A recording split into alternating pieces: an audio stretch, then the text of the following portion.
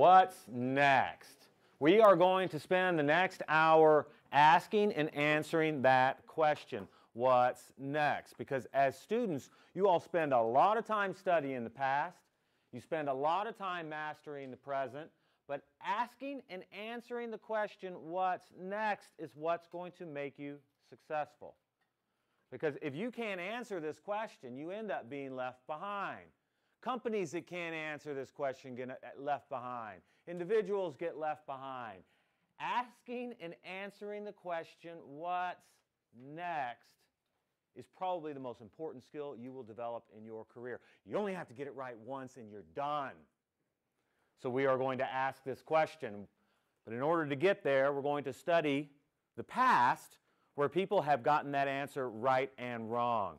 In the 1980s, the big thing was hardware. In the 1980s, companies bought room-sized computers and hired rooms full of people to program them. And in the late 80s, things began to change. The companies that weren't asking what's next, IBM, DEC, Wang, Sperry, are gone. The companies that did ask and answer what's next were the companies that survived and thrived into the 90s. And of course, what's next was software. IBM got that answer wrong and they declined. Microsoft got that answer right and they owned the next decade. Now, this word decade is a hint. This industry runs in 10-year cycles that are as reliable as Moore's law is. 10 years of something being born and then growing into maturity and being the big thing and then going away rapidly only to be replaced by the next big thing. And of course, the next big thing in the 90s was software, mostly the operating system. And the killer app was productivity, both office productivity and programmer productivity. The company that owns that killer app for what's next ends up being the company that dominates. And of course, that company in the 1990s was Microsoft. Now, 10 years later, Microsoft failed to ask and answer the question, what's next? Because the world changes reliably every 10 years. And of course, what's next was the web, and the killer app was information retrieval, and Google had the best answer for what was next. Now, in 2007, everybody thought the cloud was next. Amazon comes out with Amazon Web Service, and everybody was betting on the cloud. That's what's next. But see, there's a problem with that. It was too new. No invention really becomes important until it's 10 years old. So in 2017, the cloud's going to become really important, but it's still not what's next. I was a Google employee in 2009 when we discovered the hard way what was next. Do you know? So you got to get used to asking and answering this question, or you're never going to get good at it. And if you get good at it, you're going to be relevant. Can I hold the questions for the ends? Thank you. You're going to be good at it. Oh, you were going to guess? But mobile, of course, mobile. Now, the way we discovered this is Larry Page sent out an email that said, hey, we have a big problem. And he called a few of us together and he showed us the big problem. He showed us the data, and the data was frightening. The data caused us to have a near-death experience. The data showed that users that use the iPhone had been out for 2 years in 2009. People who use the iPhone don't use browsers. They don't search the web. They use apps that search the web for them. Imagine our fright as Google. At the time, we made 97% of our income on sponsored links and ads viewed through a web browser. If this iPhone thing was going to be big, if this smartphone thing, if mobile was going to be big, we had a huge problem. 97% of our income gone. Crazy. What did they do about it?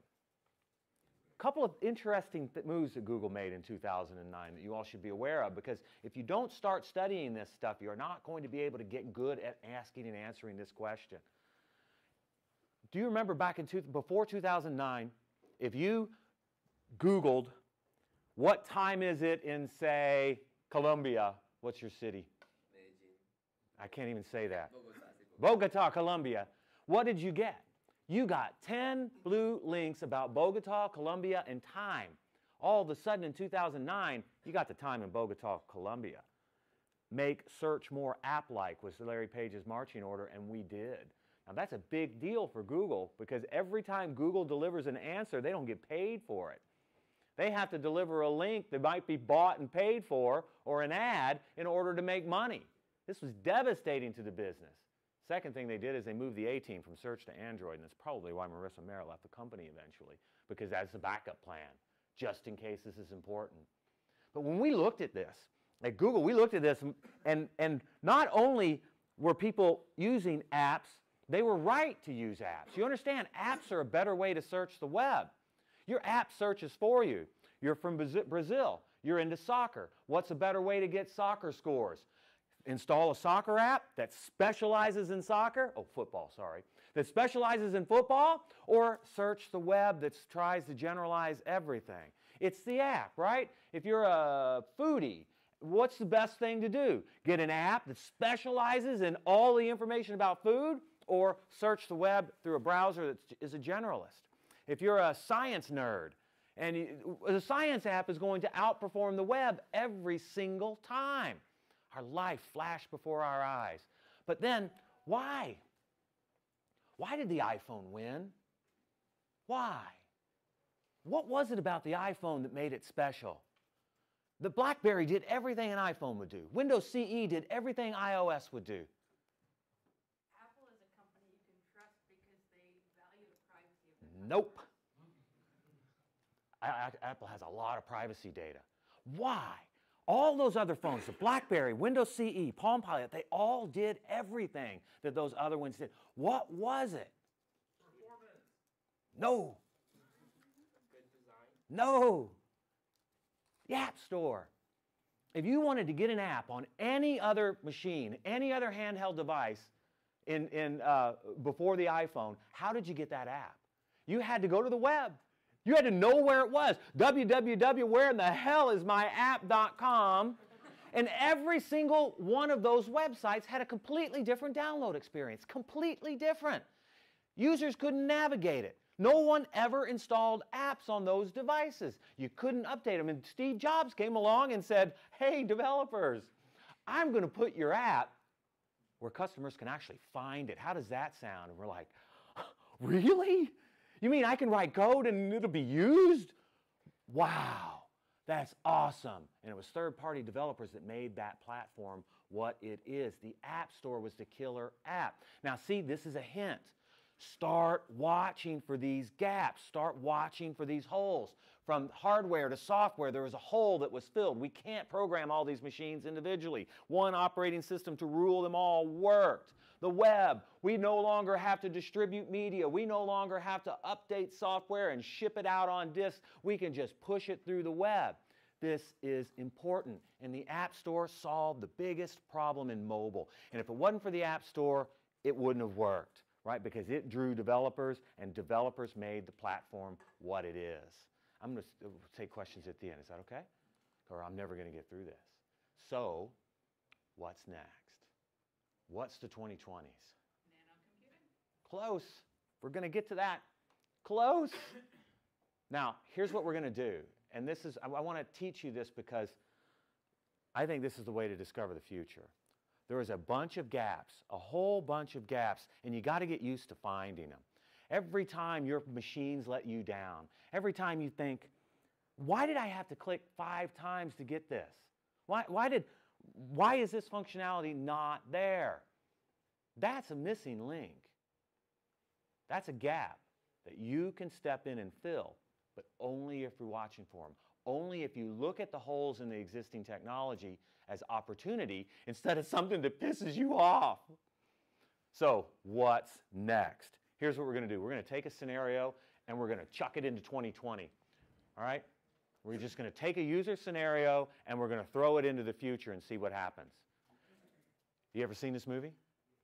Best movie ever, right? World War Z. It's the best movie ever for 2 reasons. First, it's got zombies, and zombies are real, right? Not like that bullshit vampire stuff we had to put up with a few years ago. Vampires are made up. They're not real. They never will be. But they were kind of sexy, so we watched them anyhow. But zombies, people, zombies are real. We can mathematically define this virus. It's just a matter of time. It's like your civic duty to watch every single one of these movies so that I don't have to kill you during the apocalypse. Second reason it's the best movie ever is because it's got Brad Pitt in it. It's like zombie movie meets date night, and there we were. I'm going, oh, zombies. And she's sitting next to me, she's like, oh, Brad Pitt. Somebody told her about the shirtless scene. She couldn't wait. But then something strange happened. My date pulls out her phone and begins to share screen time. She's like, oh, Brad Pitt. And something on, oh, Brad. And I'm thinking, what's going on here? What part of shirtless Brad Pitt does she not understand? And then it got worse. She taps me on the knee and says, I'll be right back. And she walks out of the theater during this most perfect movie. I'm stunned. I'm flabbergasted. I'm coming up with breakup lines, man. This is crazy. Finally, she comes back. She sits down. She's gone 2-3 minutes, and she's in a huff, right? She's clearly hurrying. And I'm waiting for it, right? Waiting for it. Come on, say it. You missed part of the movie. Say it. And she didn't say it. She didn't say what happened, what I missed. So I thought, all right, I'll be proactive. So I said, hey, you didn't miss anything. And she said, I know, because she has an app that tells her when to pee at the movies. There is an app for that. Someone has watched every single minute of every single movie, and they've curated it all, right? Oh, there's an action sequence you don't want to miss. Don't pee during that one. New character, don't pee during that one. But here's 4 minutes right in the middle. Nothing really happens. Go take a leak. Now, I ask you all, how many of y'all go to the movies? Just raise your hand if you're a moviegoer. I think it's safe to say we're all moviegoers. How many of you all have this app? One person. I love it. I do too. Small bladder people. Look at this. This is a gap. Here is $1.98, right? Your 99 cents, my 99 cents, and yet all of you all are potential customers. This is called the application discoverability problem, and it is the biggest technical problem. It's taking down the App Store. The App Store solved a huge problem. You couldn't find apps on the web, put them all in the store, now you can find them. Aha, you can't find them again. That is a big world-changing solution. So how should this work? Let's cast this problem into the future. How should this technology solve this problem? It should be that I'm sitting in the movies and I think, oh, I gotta go. And I say, oh, I don't know, Cortana, I have to pee. Now, what does Cortana have to do to help me? First, Cortana has to figure out what I'm doing. Where is my user? Okay, no problem. Lat long pair, easy to do, built-in functionality to the phone. So now Cortana knows exactly where I am. Where is that? Looks up an address, maps that lat long pair to an address. Easy. Built-in functionality on the map application is already on my phone. No apps yet. And then next, she's got to think, okay, what is he doing here at this location? Microsoft Research has a patent for geolocating you off the face of the earth. We know you're on the second floor of that building. Bing has every single floor plan in most major cities across the world as data. Okay, you're in theater number 4. Let's see. Now I can go look up on the web what's playing in theater number 4 right now because I know he's watching a movie. He hasn't moved in 30 minutes. Cortana knows exactly what I'm doing. And in fact, Cortana probably, when I say, Cortana, I have to pee, she's probably going to know, right? Because the last time she geolocated me in a bathroom was 2 hours ago. She's been living in my pocket for 2 years. She has my mean time to bladder evacuation data down, right? She's going to say, yes, James, I know. I saw you buy that beer on the way in. Just wait a few minutes, I'll vibrate, and then you can go do your thing and not miss any part of this movie. Now, what happened there?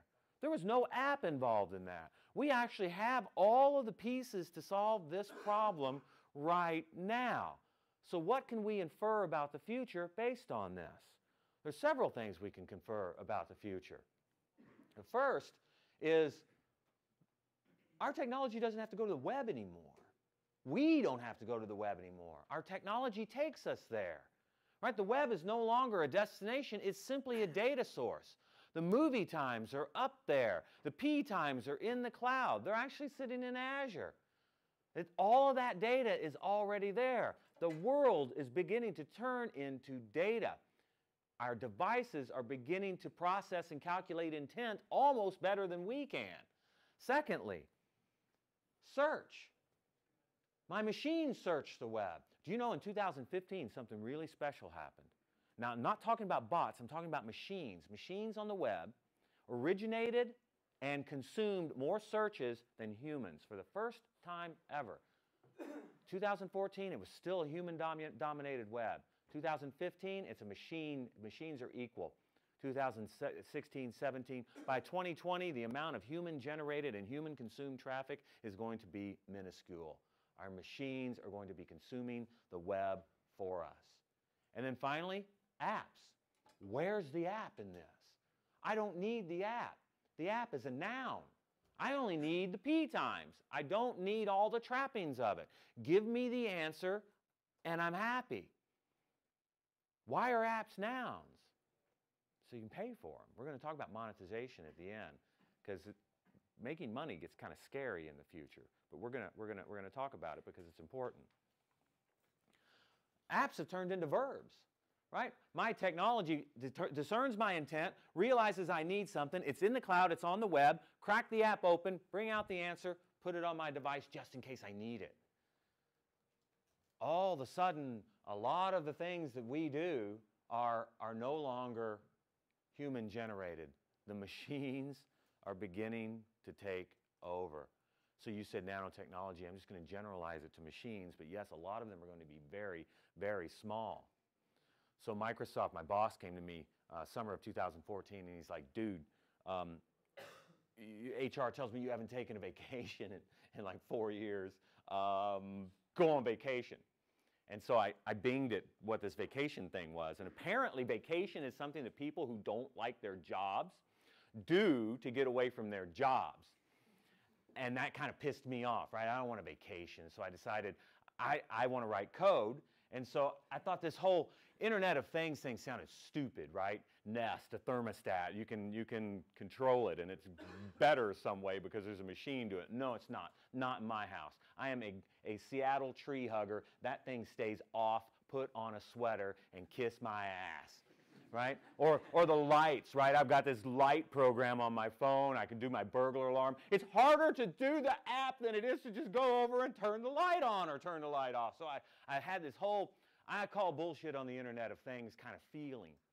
So I thought, that's what I'll do. I'll investigate this Internet of Things. I'll put a machine on the Internet of Things that deserves to be there. A machine that's got something to say. A machine that's difficult for me to manage on my own, and I could use some robots to help me. And so I put my hot tub on the Internet of Things. So step one was my vision, right? Because I always like to vision how these things are going to work. My vision was that Amazon drone would fly over full of hot tub chemicals, and my hot tub would see it coming and open its lid automatically, and we just shoot the chemicals right in the. So I thought, okay, first thing I'm going to do is I'm going to open and close the lid automatically, and that was actually quite easy. A radio frequency controller on the motor for my hot, easy. I mean, seriously, 2 hours. Most of it was just hooking stuff up. 4 or 5 lines of code, and I'm done. And now I've got a little Windows Phone app I can open and close the lid. Second was not any of that.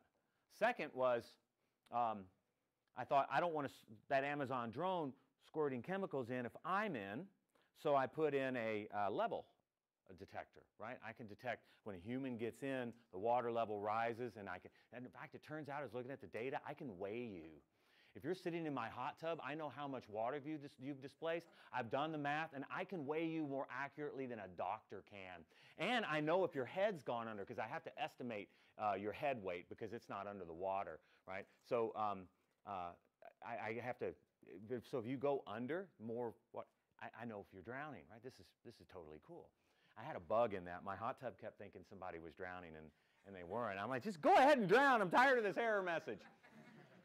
The next was checking and maintaining water quality, that was the hard part. That took me a good day and a half to solve that one, because the way you check water is you actually dip the water out, you put it in these little chemicals, and you compare the color. I don't have a machine that can do that. So I had to get a laser and I actually worked with a nanotechnologist to do this. Get a laser, shoot it through, and you get the color spread on this little backing piece of nanotechnology. I don't know how it works. It gives me data and it allows me to determine the color, and then I can maintain the water quality. Very cool. Next was reorder chemicals. Easy. Amazon makes buying things from the web so easy. Bless them. So it can reorder chemicals. It can monitor use. It sends me a signal when somebody's in. It monitors how often people are in, and I've gotten a bunch of data about that, right? I know how dirty you are when you get in my hot tub, because I can check the water before you get in. I can check the water after you get in. I know what you've done in my hot tub. The amount of data you can get from these machines is pretty amazing.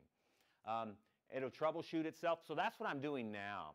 I'm monitoring the voltage and trying to figure out all the noise from the grid. The Seattle grid is really spiky.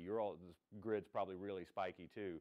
But I'm beginning to find the patterns for when my seals are wearing out. Because when the seals wear out, voltage spikes and it stays up. So it's kind of one of these, you know, you can detect it over time. I'm getting to the point where it's going to be able to do that. And then next summer, I'm thinking 3D printing is going to get good enough that I can just print my own seals. By the way, that's something else that's happened in 2015. Before 2015, we were only 3D printing in plastic. This year, we've added metal. We've added carbon fiber. We've added sugars, right? We can print carbohydrates. This is crazy. They're even trying to print pills now to make sure the dosage is accurate. Absolutely, and it's going to match your DNA too, so it's going to know, because you know medicine is made for a 6-foot-tall white guy, and so we can, I mean, we're going to be able to do some amazing things with this. Proteins are coming next. We're almost to the point where we can print cotton and fibers for clothing.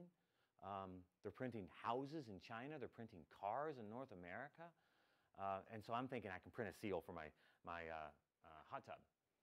So. Now, the cool thing about this is when these hot tubs begin to talk to each other, because let's say you have a hot tub and I have a hot tub, and my hot tub might say, dude, because I get to design the hot tub protocol, and they're all going to call each other dude. That's just going to happen, right? I guarantee that's going to happen. You can say, dude, here's my data. Here's my usage data. Here's my chemical data. Let's look at yours. And they're going to compare notes, and they're going to figure out what the best data what the best chemical concoction is. This company makes the best chemical. This company makes the best chemical for the Northwest. This company makes the best chemical for a desert climate. They are going to figure all of this out, and it's going to be amazing. By the way, this is where the advertising and marketing economy goes away. You can't advertise to machines. And if we're right, and if the machines really are the next thing, what are you going to advertise? How are you going to say, hey, I got some hot tub chemicals for you. Look at these hot tub chemicals, man. They got dancing cats and stuff. They don't care. Machines are going to say, we know the data, man. Don't come advertising to me. And all the machines are going to be in on this. Yes?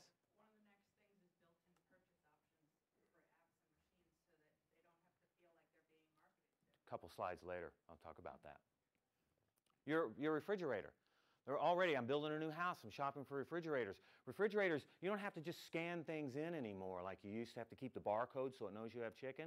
As soon as you close your refrigerator door, a bunch of lasers start shining on your food, figuring out what you have in there, how long it's been in there, and its chemical composition. We're going to be able to detect food that's gone bad, and it's going to be able to know what you have. It's going to be able to cook, suggest meals. Your toaster is going to be on the Internet of Things. What the hell does a toaster have to say on the Internet of Things?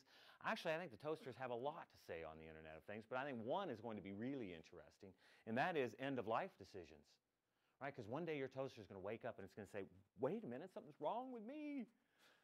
My data's, something's wrong with me. It's going to go out on the Internet of Toasters, and it's going to say, dudes, something's wrong with me. What's wrong with me? And these other toasters are going to look at the data, and they're going to say, oh, dude, you're dying. Filament number 4 is wearing thin. You're about to go. And it's going to have to order its own replacement toaster. Is that sad? That brave little toaster is going to have to do that. And the thing that I think is going to happen is you're not going to get a choice of toasters. Your toaster is going to replace itself, right? You're just going to get the stock gray toaster because you don't care. You have a pink Mac. You are going to get, and cool glasses, you're going to get a stylish toaster, right? Your machines are going to know what you want. They're going to know your income level in the neighborhood and what other type of toasters those people are buying, and they're going to make decisions for you. Now, people in my generation are old enough to say, oh, I don't want the machines to take over. I want to make my own decisions. And we don't matter because we're going to die sooner than you all. And you all are going to die sooner than the next generation. The next generation is going to say, you mean you picked out your own toaster? That's stupid. You drove your own car? That's stupid. Are you kidding me? Your all's kids aren't going to get driver's license. Isn't that cool? Clothing. Clothing is going to self-market. Right? We're all going to have to dress better.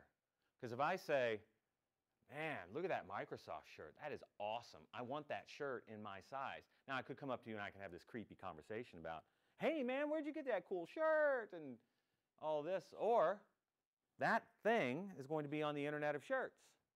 And it's going to be able to communicate with my devices. I don't know how. Maybe I do this. Maybe there's a button. They communicate. And all of a sudden, I have one of those 3D printing at home in my size. And you get paid from that. We're going to talk about how to get paid from all this. You just referred a shirt manufacturer to a new customer. You're going to get a micropayment for that. This is my prediction. Now, it doesn't matter if I'm wrong. I'm trying to teach you how to ask and answer the question, what's next? I'm giving you example answers. It may or may not work this way. It doesn't matter. What really matters is that you get practice asking and answering this question, what's next? So you're ahead of the curve instead of left behind.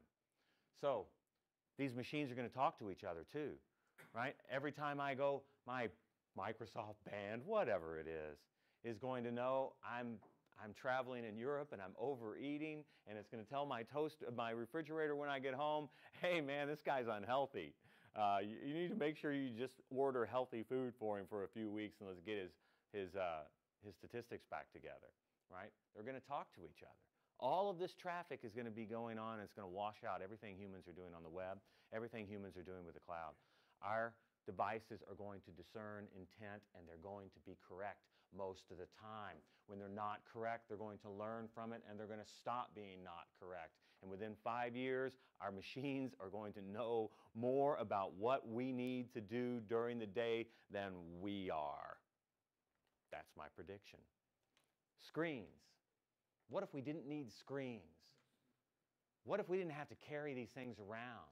Because screens go away. If our machines are automatically discerning intent, why do I need an input device to tell them what I want to do?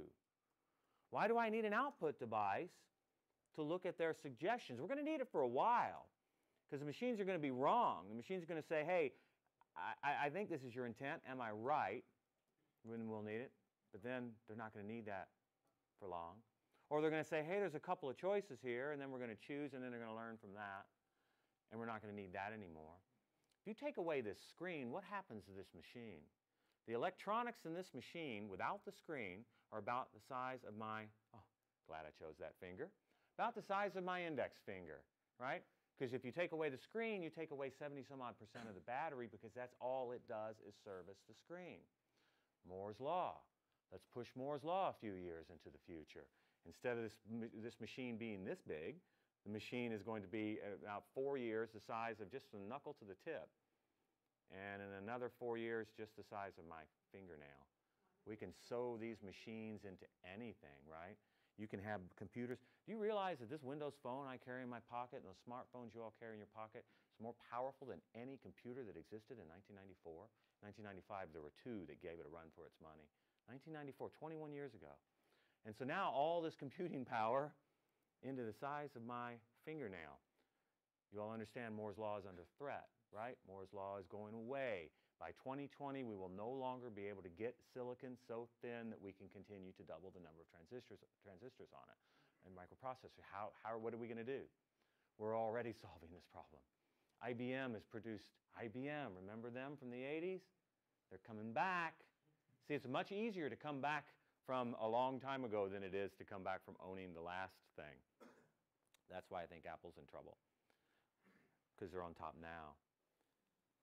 A germanium germanium silicon mix, which is going to give a few more years of life, maybe as much as a decade of life to Moore's Law. We're also looking at graphene and carbon nanotubes. Both of those are going to continue Moore's Law into a far future, at least a future that's far away enough to be unimaginable. Machines are going to get a lot more powerful, and we're not going to need screens, so the screens are going to pop up anywhere. And you all had HoloLens on yet? HoloLens uses your brain, tricks your brain into putting objects that you think are real, because that's what your brain already does. I don't look like this. I am your brain. The way I look is your brain translating what the light is doing, bouncing off of my skin and hair and, well, skin. That's what HoloLens uses to trick your mind into seeing things that aren't there. So we put a screen on the wall, although this is a total bullshit exercise. No daughter needs her dad to figure out how to fix this. That daughter's going to do what everybody else does and go to YouTube to figure out how to fix this. So I don't think I believe that scenario, but this is what it looks like, right? It's not virtual reality, it's augmented reality. Screens can be anywhere. You can work with this. You can see a Word document 8 feet away from you, giant. You can have a holographic keyboard materialize and hover right in front of you, and with the special gloves, it actually feels like a real keyboard. The screens are going to come when we need them, and we're not going to need them for most things, just creative things, design things, for the times when we are intensely human again, because that's my hope, is that the machines will get us back to that intensely human place. Now let's talk about money. And again, I want to go, I might not be right.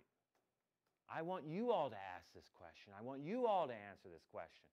But I'm showing you how to do it. What about money? How are we going to make money in this future when our machines are doing everything for us? Well, let's take a look in the past. How did we make money? Sorry, this is it's not my fault Harvard doesn't have HDMI. The web. How did we make money on the web? There's 2 words you're missing, web and ads. Why are browsers still the same as they were in 1994? Do you all realize that? Netscape Navigator in 1994, here's how it worked. You invoked it, and you got a rectangle on a screen. It had a text box. You clicked in the text box, typed a search term, hit enter, and got 10 blue links. That's the same way the Edge browser and the Chrome browser work 21 years later. Exactly the same way. Why? No other piece of software works the same way as it did 21 years ago. And it's exactly the same way. It's a little faster and it takes a few more file formats, but that's it. Why? Because of ads. Browsers are money-making little machines because it's start, stop, right? You have a type in a search term, get a SERP, stop, opportunity for ads. And then you go to a website, stop, opportunity for ads. Over and over. It's like the NFL. They only play for 10 seconds before they stop for commercial break. It's crazy. Advertisers love it, but it doesn't work so well in the apps world, does it? It's a lot harder. There's not enough room. Apps are more like soccer. Where's the ads in soccer? You can't stop a soccer game. Go on. Hey, time out, guys. Aren't you all buggered? Take a break. That doesn't work that way. And apps don't work that way either. Because I got that food app, I got that science app for a reason. I want to get work done using my app. Ads get in the way. So when apps came out, all of a sudden the ads economy had to make way for the purchase economy. And for 99 cents, forever, not per year, but forever, you can make those ads go away, and people do. The purchase economy is beginning to really take hold. And I think you're going to see it take hold in some really interesting ways, too. If you look at my blog on medium.com, I wrote a blog post called Twitter is Stupid, which is kind of cool because it trended on Twitter. Twitter is stupid because this is why it's stupid. I tweeted this last year or something. Traveling to Boston and New York City next week. Any locals who can hook me up with some good live music recommendations? I'm blessed with a lot of followers. I've got a bunch of people from Boston and New York City. Nobody replied. Nobody replied. I got 2 favorites. Why in the hell would you favorite this tweet? James can't find no music, asshole. Are you kidding me? So I thought, this is broken. Surely all of these places, all of these live music venues in these 2 cities have a Twitter account, right? And so I looked it up because Bing's ingested all the Twitter data. So I used a few of the API calls. It's not even code. It's just making an API call. 1,500 of them. 1,500 Twitter accounts that claim to be live music venues. So I just wrote a little loop and sent this tweet to them. Blast. 4 lines of code. And then I waited. I didn't have to wait long. 1 minute, because every single people, all of them who care, have a social media coordinator with 3 screens. Instagram, Twitter, Facebook, waiting for customers. And I'm thinking, what's wrong here? Here I am in Twitter saying, I want to spend money. And here are other Twitter accounts, I would like to take your money. And Twitter's like, would you like to see an ad for... You're stupid, Twitter, stupid. How should it work? It should work like this. Left swipe, right swipe. Data to tell me what I like. Or am I connecting you to the right people? Let's see. Hyatt Regency Boston says they've got jazz music, right? Jazz sucks. Left swipe. The only people that like jazz are people that play it, for goodness sake. The Boston Symphony, they got classical music. Now. We legalized marijuana in my state a year or so ago, and all of a sudden classical music is sounding a lot better. But I'm not yet stoned enough. Left swipe. Orpheum Theater in Boston's got Cage the Elephant and the Foals. Cage the Elephant is an awesome rock band from Kentucky, my homeland, and I went to see this concert. Right? This is commerce. This is the purchase economy that's going to begin to take over, and Twitter is beginning to do this. I don't know if my blog post had anything to do with it or not, but you can now donate money to a political candidate through Twitter. They are finally beginning to connect buyers and sellers within their ecosystem, and you are going to see this. It's a massive threat to Google. This is a massive threat to anything that puts ads in the path of buyers and sellers. Facebook and Twitter did this. They would consume much of the purchase economy on the web. Now, what about when devices start coming into play, right? What about this scenario? Cortana, I have to pee, and I go, and I come back. How about that? How does this person make money in this new economy? I think it's subscriptions and micropayments. That data is in Azure. That developer pays a subscription to be an Azure customer. So do a million other. I think Microsoft announced last week 1 million paid accounts in Azure, something like that. It's a lot of money in the ecosystem. So when Cortana sees me go and, consume third-party content, a micropayment will be made. This makes perfect sense. The subscription money is already out there. You all have you're paying subscriptions to Spotify and Netflix and Comcast or Time Warner or whoever, whatever lousy cable company you all are stuck with. I know they're lousy because they're all lousy, right? In order to get from one Game of Thrones episode to the next Game of Thrones episode on my Comcast box, it's 21 clicks. Are you kidding me? That's an opportunity, right? So 4 cent, maybe you watch World War Z, that's a 4 cent P. 3-hour Hobbit movie, that's a 28 cent P. The premiere of Star Wars, that P's $1, man. And so now, instead of you and I, the 2 lone people who got this app, he makes a couple of dollars, or he makes money on every single customer. This is the economy that's coming. Every single possible customer, when they consume your value, you get paid. Now, this you need to think about very carefully, because I think this is the future of making money. It's your ability to inject value into the ecosystem. The more the value gets consumed, the more money you're going to make. What about RPGs and buying virtual products? That's purchase economy, right? And that's already taking place. So it's now. Now, what about things? When these machines really begin to start doing real things for us, it adds one more additional way of making money, and that's sharing. Airbnb, we share our houses. Uber, we share our cars. Do you know there's an Air-P&P? You ever been driving and go, God, I gotta go. Why do all my examples have to do with urination? God, I gotta go, right? And you're driving by all these houses with toilets. It's $1.50 to go pee in somebody's house. And then they can rate you, right? So you can't. It's got to be clean. So sharing comes about. In fact, I'm going to do that for my hot tub. It's going to rent itself out because it's completely self-maintaining now. $100 an hour, it's going to rent itself out. So anyhow, you're in Woodinville, Washington, next year, and you need a soak. Now, what about when the machines take over? Because if you listen to people like Ray Kurzweil and Bill Gates and Stephen Hawking and Elon Musk, everybody's worried about this thing they call the singularity, right? The point at which the machines get so smart that they don't need us anymore. Now, we've got a long way to get there, but on the way, we are going to become less and less relevant. You understand that our industry has destroyed a lot of other industries. The video rental industry, gone. The photography industry, gone. Eastman Kodak used to employ hundreds of thousands of people and millions of ancillary jobs and taking pictures and developing film and wedding photographers. All of that, billions of dollars concentrated into the 13 employees of Instagram.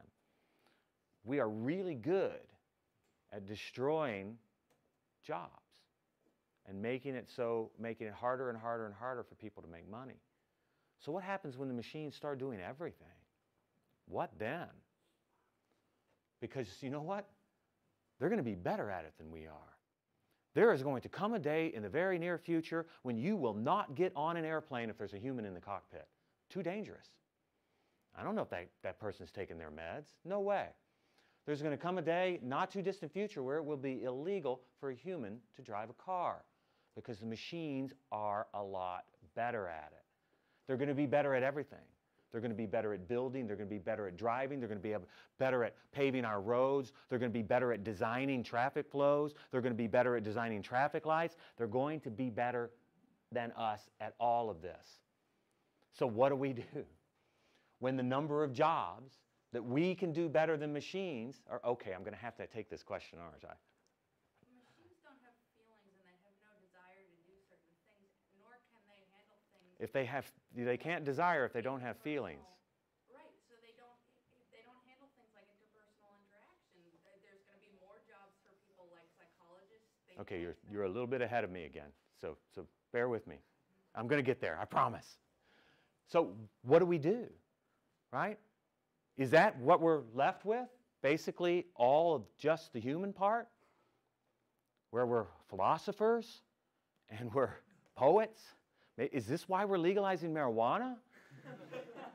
Are we preparing for this day where basically it's just let's think deep thoughts and get high, right? Or it could be what you suggest. It could be that the machines give us back our humanity. It could be that they take care of all the things that we don't want to do so we can get back to being human. But is this singularity going to come? It might. Our machines are getting really powerful. Why are they? Why is it all of a sudden that we're talking about AI? Do you understand what's going into this AI? I claim it's not AI at all. I claim it's just code. Look, here's why our machines are looking so smart now. Number one is they got data they didn't have access to. Even a few years ago, they didn't have access to this data. Now everything is born digitally. Of course they have, there's just that much more data. Secondly, that data is stored together now. We don't really have a web. You all understand the web is already dead. How many of you all have built a web server over the last year? So this is the highest concentration of web server developers that will ever exist in the university career. If I had asked this 5 years ago, every single one of you all would be building web servers every week because that's what you did. You configured web servers all the time. I had 6 of them under my desk serving different kinds of traffic. That's not the web we have anymore. The web we have now is data centers. All those web servers have migrated into the cloud, into data centers. And so they're all together. which means we can store contiguous data, related data in the same place, and offline process the crap out of it. Right now, no one's searching for World Cup data. And so all the soccer World Cup, maybe rugby, but rugby's over now too. So all that's migrated to back-end machines, and now all this stuff, right? We can push data that's more popular at different places, and then offline we can say, okay, hey, let's take a look at this World Cup data and see what we can figure out completely offline. That's why it's looking so much smarter. It's because it's all sitting together, and our machines are a lot faster at processing it. Vast amounts of data, well organized, and processed at speed. And yet still, at some point, we are going to figure something out really important. And I think it's the Human Brain Project.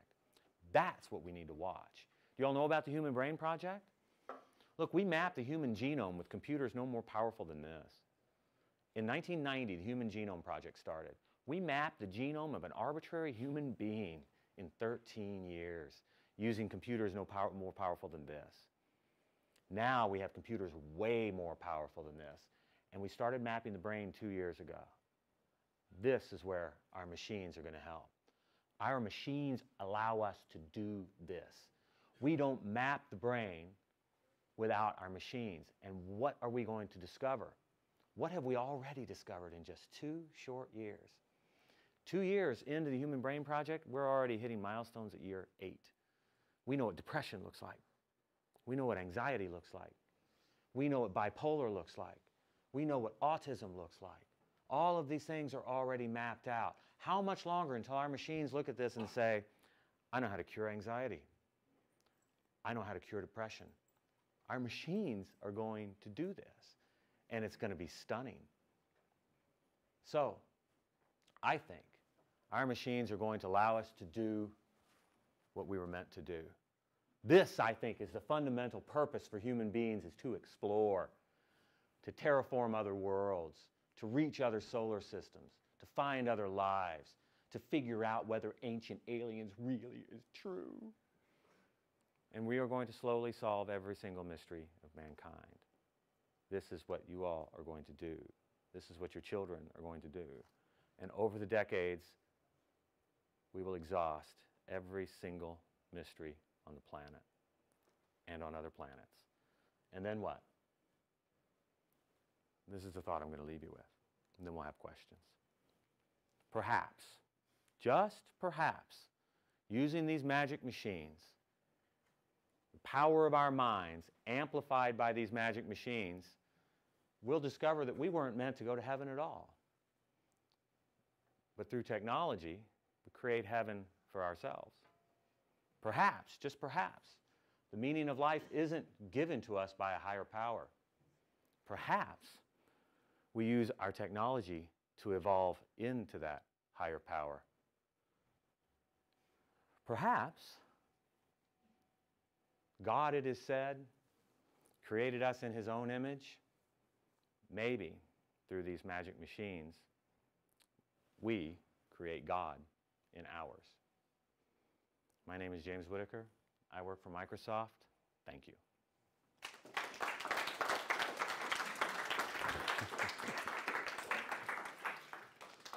Follow me on Twitter if you'd like. The transcript of this is on medium.com/@DocJamesW, and I'll take questions. Okay, so 2 questions. First thing, when we're talking about Oh, you get a free question here, huh?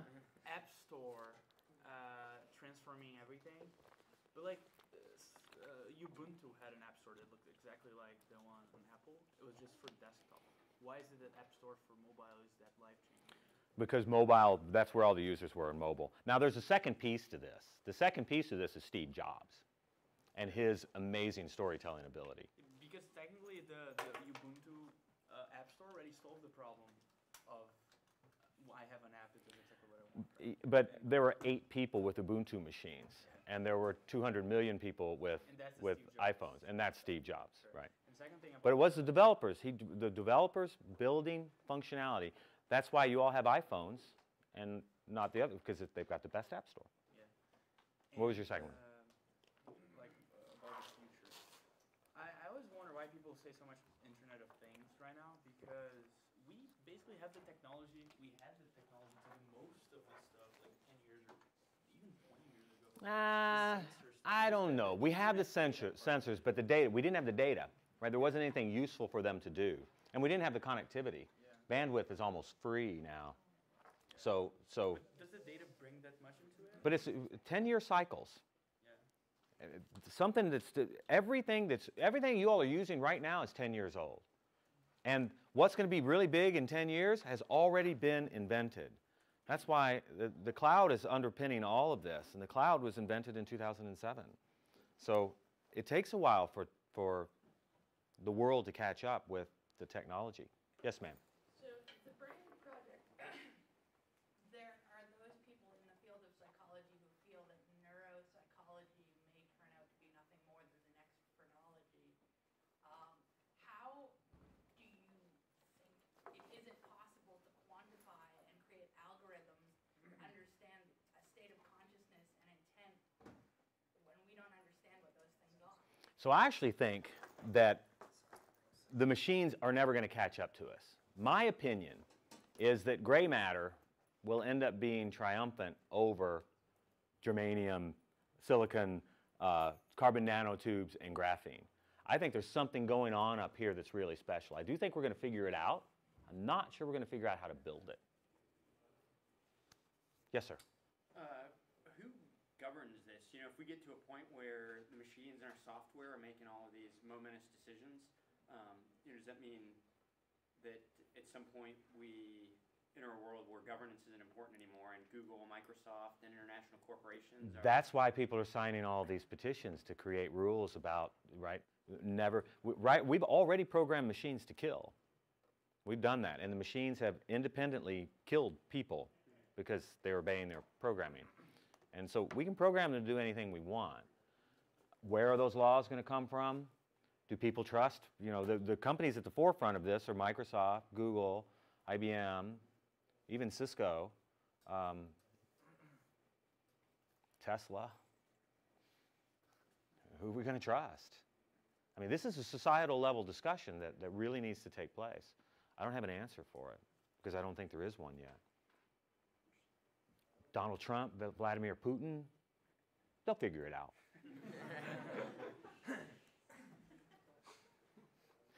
I love blue states. You all, we can laugh on things like that. Wow, I have to be careful when I talk in red states. Any more questions? Yes, sir. So when you were talking about things, you know, just the way that, you know, if you went to the movie theater and you used the bathroom, that payment would already happen. Yeah. Money is going to be moving around. So that micropayment, that I am 100% sure that that's going to happen. Okay. It has to. The App Store is breaking down. No one's making money in the App Store. And whenever no one makes money, that's when change happens, right? It was harder to make easier to make money on web than Windows. That's when the transition went. When it was easier to make money on mobile and the web, that's when the transition went. When it's easier to make money in the cloud than on mobile, that's going to be the transition. It's capitalism. Did I get all your question? So actually, it was more about, does that mean you see the industry becoming more consolidated? You know, at first, but it's going to be a reaction. My prediction is actually that it's going to be individuals. I don't know how long the big companies are going to last because we won't need them, right? When infrastructure is free, storage is free. Yeah, if you all need to go, you won't hurt my feelings by filing out. But when storage is free, when infrastructure is free, when networks are free, when communication is free, there's no advantage to the big conglomerates anymore. It's an individual thing. It's your ability to code. It's your ability to code. It's her ability to code and inject value into the ecosystem because the infrastructure is going to be free. It could be a great age of the individual. Yes, sir. So this seems kind of small in the grand scale of everything we're covering, but I just had a question about like your vision for input systems, like how to interact with computers before, you know, directly everything is completely taken care of.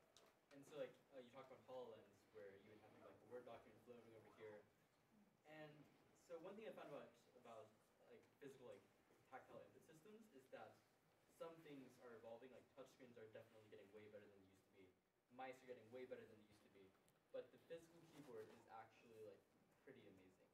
And like and I mean, of course there's like hipsters who go. Is it or is it, so I don't know the answer, but I want you to not get lost in your opinions. Question that. is it just your familiarity with the physical keyboard that's creating this affinity to it? Or is it really something that is, because we're very limited by it. This QWERTY keyboard is actually the wrong way to type fast. Artificially slows us down because the old mechanical things we needed to slow type us down, right? I don't know. I believe that the machines are going to be able to figure out intent really easily. If you're a writer, you're going to need it, right?